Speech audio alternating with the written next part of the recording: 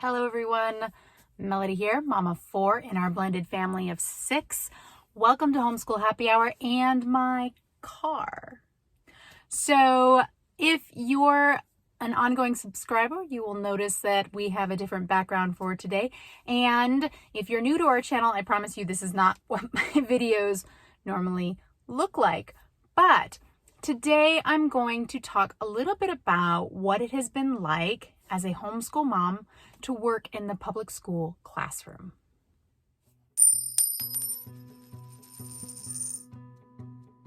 Okay, everyone, before we go any farther, please take a second to hit that like button, subscribe to our channel, and follow along. We are a secular homeschooling family that shares curriculum and homeschooling tips and just day in the life and information about what it is like to be a homeschooler. We are currently a family with 5 kiddos in our household.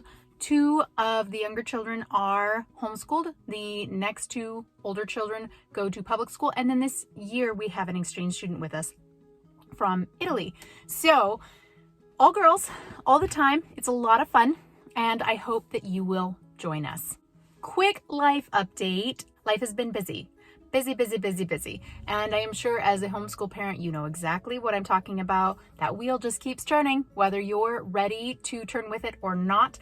And I am notorious for overstacking my agenda or spinning too many plates or however you want to word it. I tend to say yes more often than I say no. And what that usually ends up with is mom burnout. But I'm trying to balance that out. And unfortunately, one of the things that I have done to balance that out is take a little bit of a step back from filming my weekly videos. And so I've kind of just taken the approach at this moment. If I get a video out for you guys, great. If I'm feeling stressed and overwhelmed and a lot is going on, then we may not get a video out. I may not get a video out, and I'm trying to be okay with that. So I hope that you will stick with me as we get through this season of busy. Right now, in this moment, I am sitting in the parking lot waiting for 2 of my kiddos to finish track practice so I can bring them home. I subbed at the local public school today in a 2nd grade classroom, and we live significantly far out of town, so that driving all the way home and then driving all the way back into town, plus gas prices, well, it's just not reasonable. So instead, I'm sitting here and I have a short to-do list, and I thought to myself, you know what? I am just going to film the video in my car today. So I hope this works for you. I would like to talk about a few of the things that I have learned over the past months as I have been working in the public school classroom. This year, I have worked as a substitute teacher for all grades. I have worked kindergarten, actually preschool the other day. I've worked, they call it a transitional kindergarten, kids getting ready to go to kindergarten, preschool age students. I've worked in every single grade from preschool all the way through high school this year. And I've made some observations that I want to share with you guys. If you are trying to decide on whether public school or homeschool is what works best for your family, then I hope that you find this video helpful. If you're just looking for reassurance that homeschool is a good choice and that you're doing your kids a service and you're just all good things, that you're doing good things, then I hope that you find this video encouraging. I don't even know where to start. Actually, no, I do know where to start.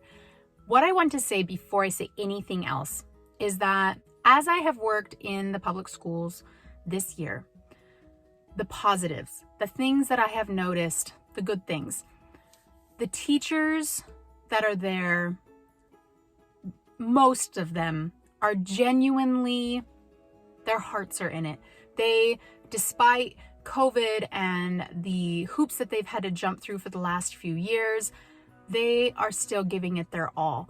They're passionate about what they're doing. They really are interested in doing best for their students, and you can see that. They care about their students. They care about the classroom. They care that their kids are learning. And so hats off to teachers for working through this broken system. Not just teachers, but even just support staff, office staff, custodial staff, administrators, they have had to deal with a lot in the last couple years, on top of a system that was already not really top notch, and they had a lot to deal with to begin with. And so everything that I say in this video is more about the system and a comparison of homeschooling to public schooling. It is not meant in any way to diminish the hard work of the people that are working in the schools every day, or to take away from the positive that they are trying to put out there. That being said, a few things. I am so happy that I have worked as a substitute this year. Over the years, I've had a lot of people question our choice to homeschool. I have had a lot of people tell me repeatedly how important it is that my children go to public school, how much they can gain from public school. And I was public schooled through my education, and so I'm aware of what public school is. And prior to having children, I worked in the public school. So I'm aware on that level as well. But sometimes when you step away from something and you have people constantly telling you the things you're missing or the things you're falling short on, it's hard to not let those things get in your head. And so substituting and actually working in the classroom has been a huge encouragement to me that homeschooling was definitely the right choice for our family. It has also really encouraged me to encourage you guys to take that step to homeschool. I support public schools. I think that we need them. I know not every family is willing and or able to homeschool. And so education is important for all children. It should be free. It should be available. But the system is broken. The system is about itself and not about the kids. It stopped being about the kids a long time ago. I have noticed the younger grades, the kids are there all day long, and their main focus is how to stand in line, how to do what they're told, how to be quiet, how to get their stuff out and then put it away whether they're finished or not, how to behave themselves in a way that is productive for the classroom. Now, I don't fault teachers for having to do these things. When you have 20 kids in a classroom, you do have to focus on classroom management. You can't have a classroom with 20 kids where it's just a free-for-all. It doesn't work. Kids are coming from all different home situations, all different backgrounds. They all have different needs. And no matter how hard a teacher tries, it's not possible to meet every child individually at the same level that you could do that in homeschool. And so I find that there's few different types of kids. If I want to just group kids into smaller categories, you've got the kids that are going to public school that are struggling. They're not keeping up academically. They don't understand the materials. They're frustrated.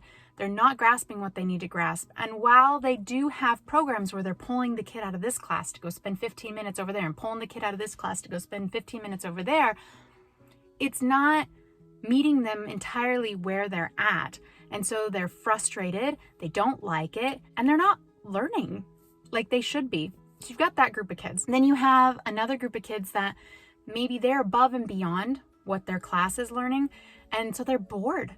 They're wiggly and they want to. I had a kid the other day, he's climbing on his desk and under his desk and through the legs under his desk, and he was just all over the place. And so I was thinking to myself, this kid is probably not getting the assignment done that's in front of him. And then I went over there and looked, and he was done, like done. All the other kids were just starting to write the first line or do that first part of the assignment. And he was completely finished. He was bored. And not only was he finished, but he had done it well.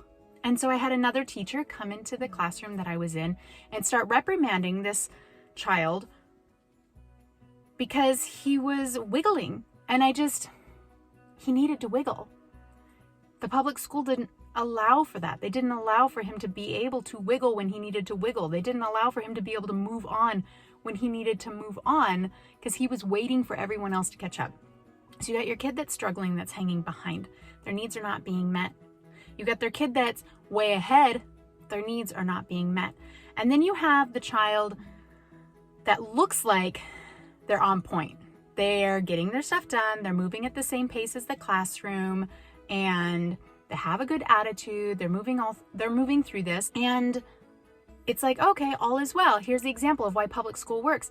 But I would say often the case in those situations is that child is right where they need to be because of support from home. Not always, but often. And imagine where they could be if they were given the freedom to explore more. Imagine what that could do for them. I'm going to do 4 groups of kids. And of course, there's a gradient here.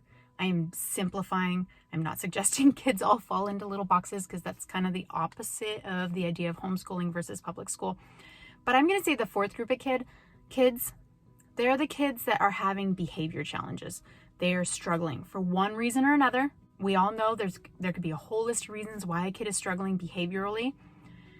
But often I find that the teachers, I had a teacher say to me the other day, oh, well, don't bother. That kid is shutting down. There's no use talking to them. And it just broke my heart because they were so worried about how he would disturb the class or wasting their time helping him through this, that behavior wasn't managed. The behavior wasn't taken care of. It was, we can send him to the office. We can send him to behavioral management room. And they have new things now where they call it like the positive reinforcement room, that kind of stuff. But the idea is you have a behavior that's tough. We're going to send you away so you can deal with it somewhere else. And it's just not a space that is there for the whole child. Now, again, I understand that in a classroom where you have 20 kids, you have to have systems like that. But if a child has the option of being homeschooled, if the parents, guardians, or whomever are willing to stay home and homeschool those children, imagine what could come of that. Imagine the child who is struggling behaviorally because maybe it's because they're exhausted because they had to get up early and get on the bus and they have all day at school just to go to daycare, just to go do something else. Maybe they had something tragic happen in their family. I don't know what's going on, but homeschooling allows the opportunity to work on those pieces. Now, I'm not trying to oversimplify. I know firsthand that not every home is a healthy, safe place. And I believe that public school for some of these kids is their healthiest place, is their safest place. And we need to support that and make sure that remains available. I'm talking about homes that are safe and healthy and the parents are capable and willing to homeschool. If you're trying to decide between homeschool and public school, or if you're wondering, is homeschooling the best choice for my family? Am I doing the right thing? I just want to say that yes, you are doing the right thing. And yes, homeschool is the best place for your child if that's what works for you. Because these different issues that are happening in the public school, they're not limited just to the child they're happening with. They are a part of the entire classroom dynamic. And so if your child is doing well, if they're doing okay in public school, imagine how much better they could do if it was individualized, how much better they could do if a significant portion of their day wasn't waiting for this other child who's struggling with their day repeatedly. I hope that makes sense. If you follow me on Instagram at Homeschool Happy Hour, you will notice I do put a number of posts comparing homeschool to public school, and I do clearly have a bias toward homeschooling. And I talk about the system being broken a lot. Sometimes I feel bad because I don't offer a solution, and that's because I don't think I'm smart enough to come up with one. My solution is to bring your kids home and homeschool them. As far as the system getting fixed, we could talk for hours about this and that and the other thing and the things that could help with that. But it's such a complicated thing. I have come to the point where I don't know if it can be fixed. I think it can be improved. But when you're talking about that many children in one space, there's always going to be something that isn't as good as it could have been if you were talking about individualized education. And so, can we fix the system? I don't know. Should we try to fix the system? Absolutely. Is pulling our children out of school going to help the system get fixed? I don't know. On one hand, schools might lose funding if they have less children going. On the other hand, schools might be able to focus more on the children that have to be there if they have fewer kids in the class. So I don't know. If the system sees that families are pulling their kids out, maybe they'll be more inclined to try and fix things to encourage people to stay or to come back. I don't know. If you have suggestions on how to fix the system, then I don't know, write your senator, write your congressman, write or congresswoman, write to somebody and give them your 2 cents, because it certainly couldn't hurt. Other things to note. If you're worried that your child is not learning enough in your homeschool, I would like you to consider this. When I go into a public school classroom, class starts at 8. By 8:30, the kids have maybe eaten some breakfast, maybe put their stuff away, maybe settled into the class, had a morning meeting, covered the basics like who's here today, what are we having for lunch, and Pledge of Allegiance, which, side note, I have my own issues with, but I digress. 8:30, then they get to split up into their groups where they get to spend 15 to 20 minutes working in small groups with the teacher on reading. And I'm talking early elementary here. When they transition for 15 minutes, keep in mind, how long it takes you to get to the table, to put your stuff away. But 15 minutes in total, then maybe you make that transition for a total of an hour. And so that's four different groups you're working with. Well, for 45 out of those 15 minutes, the kids are working independently on a worksheet or on their little laptops that they all have in their classroom now, playing games. And then when they're done with that, they go out to recess. They come back in, they might do a math worksheet where as a class we do it together, and maybe we get through 2-3 problems talking about what we're doing. And then we put that away, and then maybe we go to music class, and then we go eat lunch, and then we go back out to recess again. And then we come back in and we might do some writing. They might have a writing prompt, like last week was Dr. Seuss week. So things like, what was your favorite Dr. Seuss book that we read this week? And then maybe we'll read a book, and then we'll pack up and we'll go home for the day.